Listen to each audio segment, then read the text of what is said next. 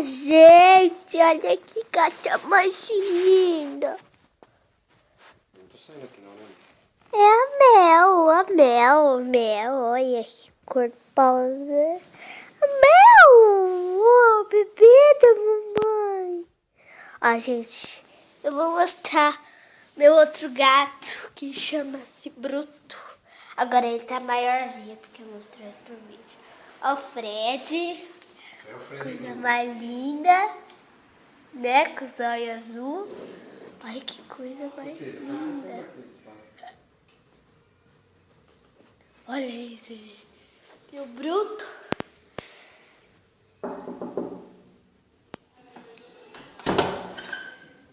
Ah, não.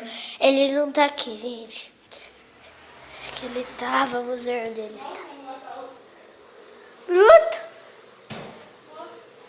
Bruto. Ai, gente. Será que ele tá preso aqui? Aí, ó. Ele fica preso aqui, tadinho. É, filho, olha. Judiação, gente. Vem cá, lindo. Vem cá. Esse é meu magrelo, gente. Ele tá bem grandão. Vem cá.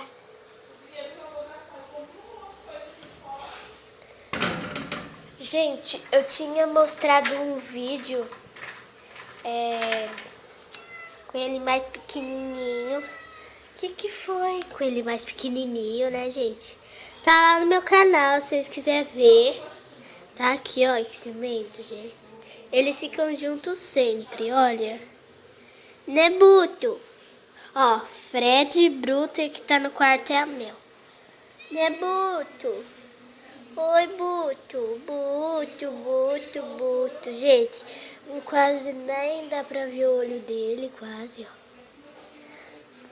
Mas ele é muito fofo, gente. Eu sou muito fofinho.